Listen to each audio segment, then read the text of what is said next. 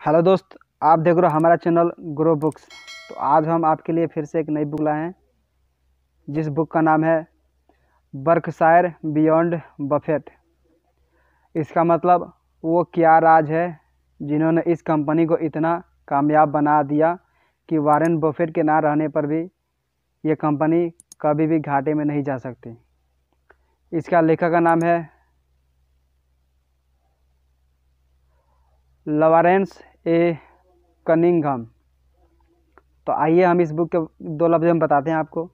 Berkshire beyond Buffett में हम इस दुनिया के सबसे बड़ी कॉरपोरेशन कंपनियां में से एक के बारे में जानेंगे, जिसका नाम बर्कशायर हाथवे है।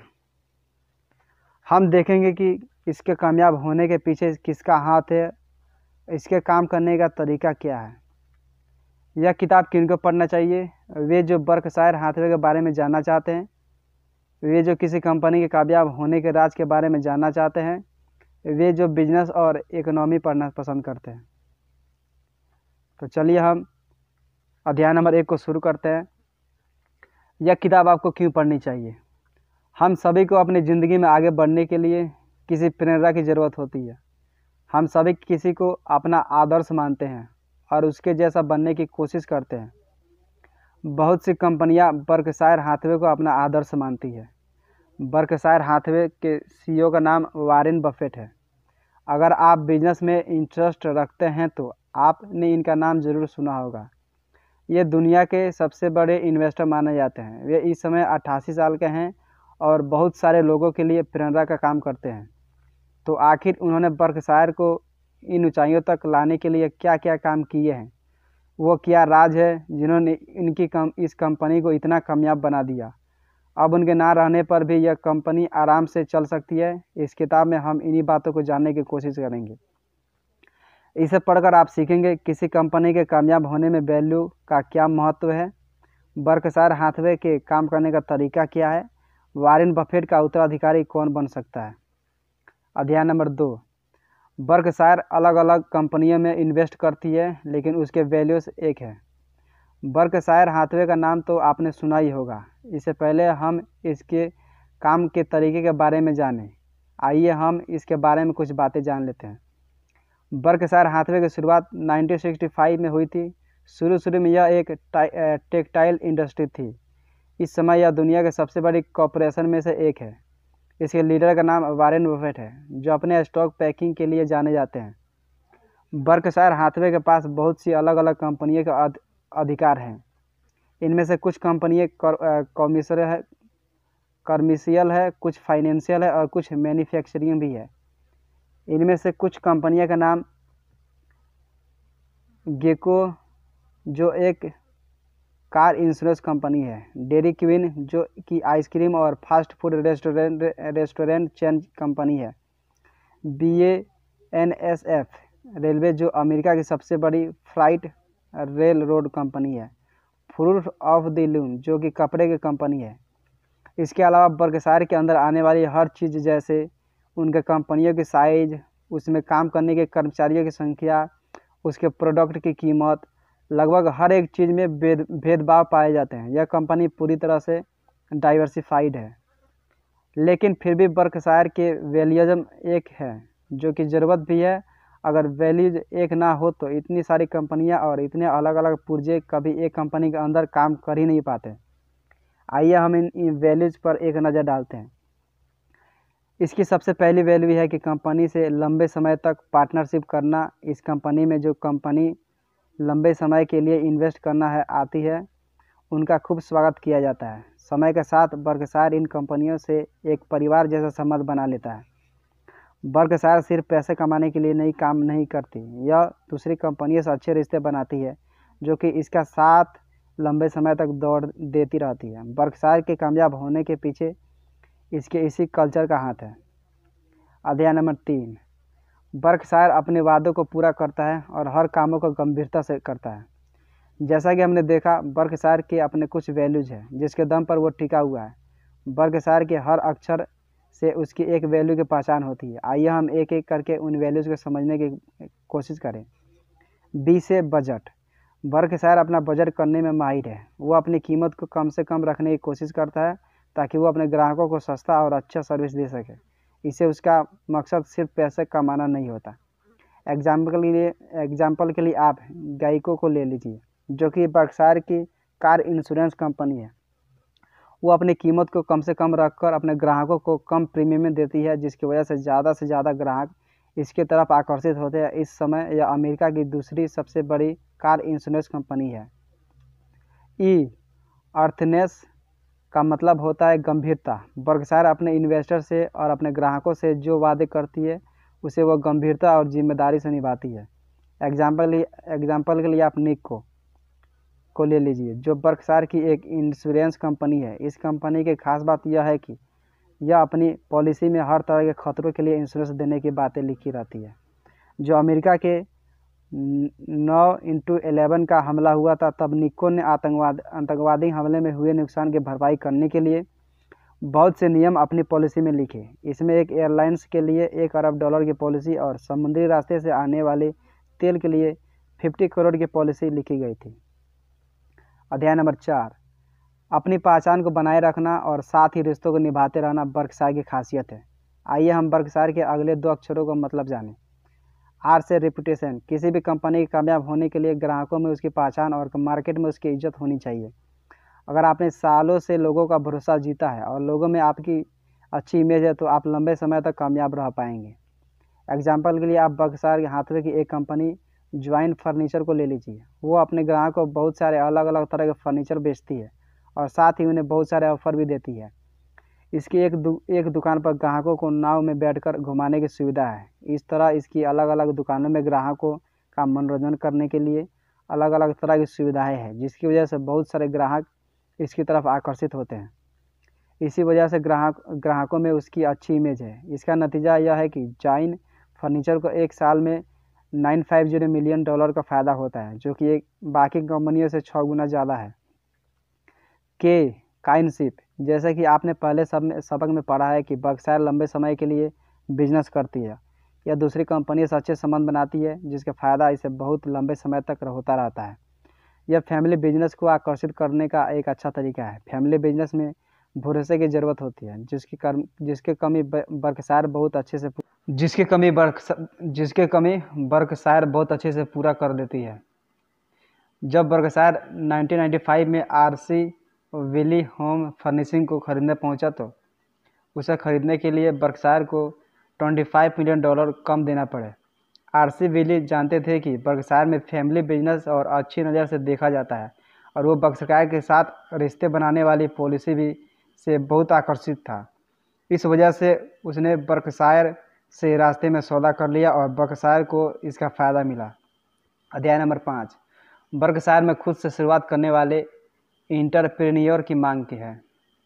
जिन लोगों ने खुद से एक कंपनी की शुरुआत की होती है, वे एक अच्छे मैनेजर और एक अच्छे इंटरप्रेन्योर साबित होते हैं। उन्हें पता होता है कि मुश्किल वक्त में फैसले कैसे लेने हैं और किस तरह से कंपनी को डूबने से बचाना है।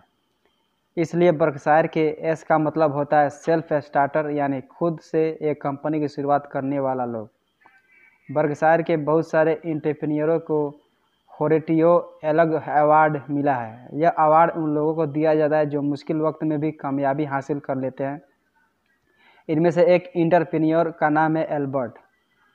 16 साल की उम्र में एल्बर्ट ने अपना एक हैमबर्गर स्टैंड खोला और उनसे होने वाले फ़ायदे से वो अपने फ्लाइट लेसन करना था। बाद में उसने एक पायलट ट्रेनिंग स्कूल खोला, जहां पर लोगों को वर्चुअल रियलिटी के जरिए रूटीन पैटर्न और इमरजेंसी ड्रिल्स की जानकारी दी जाती थी। सेल्फ स्टार्टर की मानसिकता को अपनी कंपनी में अच्छे से बैठाने के लिए बर्कशायर अपने कर्मचारियों को इस तरह से मैनेज करता है जिससे उन्हें किसी मैनेजर की बहुत कम या ना के बराबर ज़रूरत पड़े। इस तरीके का हैंड्स ऑफ अप्रोच कहते हैं, जो कि बर्कशायर के एस का मतलब है। बर्कशायर की हर कंपनी अपने आप से काम करती है और कंपनी को अलग अलग भागों में बांटा गया है और सारे भाग अपने काम के लिए जिम्मेदार हैं। अपनी कंपनी के 90% फैसले जूनियर मैनेजर लेते हैं। अगर उनके पास कोई ऐसी समस्या होती है जिसे वो खुद नहीं निपट सकते, तो वो उसे सीनियर मैनेजर के पास लेकर जाते हैं। इस तरह से काम करने पर कर्मचारी जिम्मेदारी लेना सीखते हैं। वे ज़्यादातर मुश्किलों को खुद से सुलझाने की कोशिश करते हैं और इससे कंपनी अपने आप से काम करने के लायक बन जाती है। अलग अलग एंटरप्रेन्योर वर्कशायर में इसलिए काम करते हैं क्योंकि यहाँ पर भी अपने हिसाब से काम कर पाते हैं। उन्हें यहाँ आज़ादी मिलती है और साथ ही वर्कशायर के साथ काम करने पर पूरा फ़ायदा भी होता है। अध्याय नंबर 6, समझदारी से काम करना और हर काम को आसानी से करना वर्कशायर की पॉलिसी है। आपने अक्सर देखा है कि जब कंपनियां ज़्यादा बड़ी होने लगती है तो उन्हें संभालना मुश्किल हो जाता है, लेकिन वर्कशायर के साथ ऐसा नहीं है। जब वर्कशायर किसी नई कंपनी को खरीदती है तब वो और ज़्यादा कामयाब हो जाती है। लेकिन यह कैसे हो सकता है? इस सवाल का जवाब वर्कशायर के आई में छुपा है। आई का मतलब होता है इन्वेस्टर सेवी। वर्कशायर के इन्वेस्टर अपना पैसा उसी कंपनी में लगाते हैं जिनके काम करने का तरीका उनके काम करने के तरीके से मिलता है। वे उसी कंपनी को अपने अंदर लेने की कोशिश करते हैं जो पहले से ही रिश्ते की अहमियत को समझते हैं, ताकि उसे खरीदने के बाद उन्हें सबसे ज़्यादा बदलाव ना करना पड़े।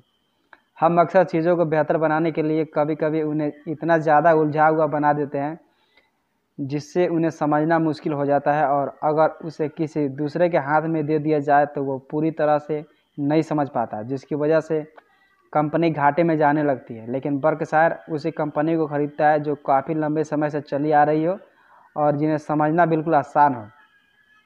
पिछले सबक में आपने देखा कि वर्कशायर की ज़्यादातर कंपनियां इंश्योरेंस, फर्नीचर और रेलवे की है। इस तरह की कंपनियां काफ़ी लंबे समय से चली आ रही है और इन्हें समझना आसान होता है। इसके अलावा इसी तरह की कंपनियों की मांग आगे भी रहेगी, जिसकी वजह से ये लंबे समय तक चल सकती है। अध्याय नंबर 7, वर्कशायर में हमेशा लंबे समय की प्लानिंग की जाती है। वर्कशायर आखिरी अक्षर ई का मतलब इटर्नली, हमेशा के लिए रहना। इसका मतलब यह है कि वर्कशायर वॉरेन बफेट के बिना भी कामयाब रह सकती है।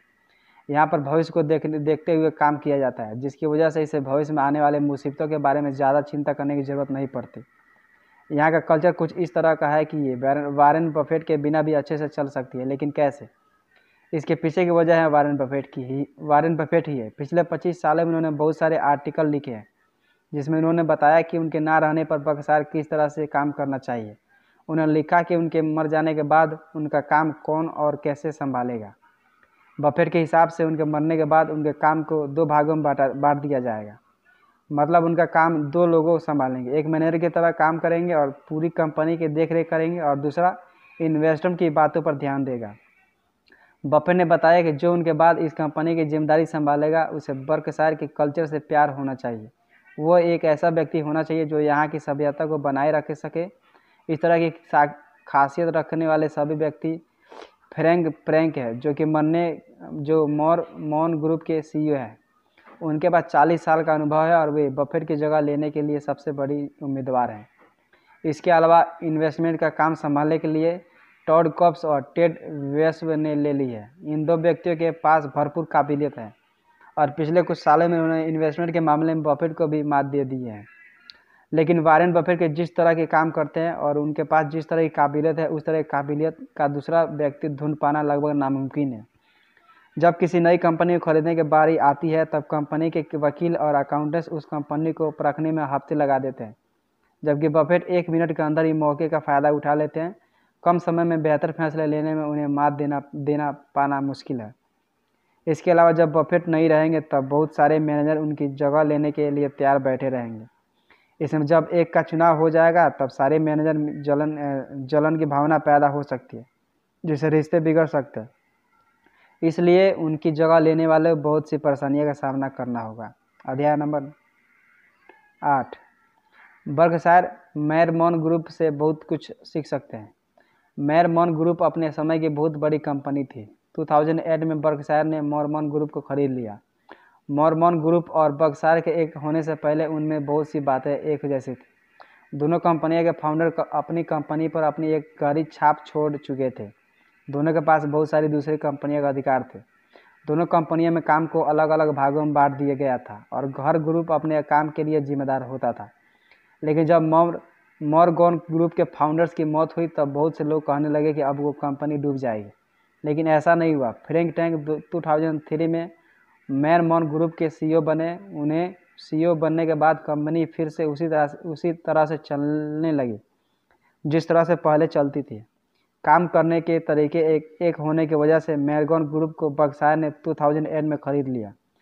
जिस तरह के सवाल मैनग्रोव के फाउंडर्स के मरने के बाद उठ रहे थे, उसी तरह के सवाल अब फिर से उठने लगे। क्या बफेट के मरने के बाद बर्कशायर डूब जाएगी? नहीं। अगर बर्कशायर के कल्चर को बनाए रखने के लिए उसे एक भी फ्रैंक प्रेक जैसा सीईओ मिल जाए तो वह बफेट के बिना भी काम कर सकती है। जब तक कि बर्कशायर के पास उसकी कल्चर है, तब तक उसे किसी बात की चिंता करने की ज़रूरत नहीं है। कुल मिलाकर बर्कशायर हाथवे दुनिया के सबसे बड़ी कॉरपोरेशन में से एक है। इसके कामयाब होने के पीछे ज़्यादातर हाथ वैल्यूज़ का है।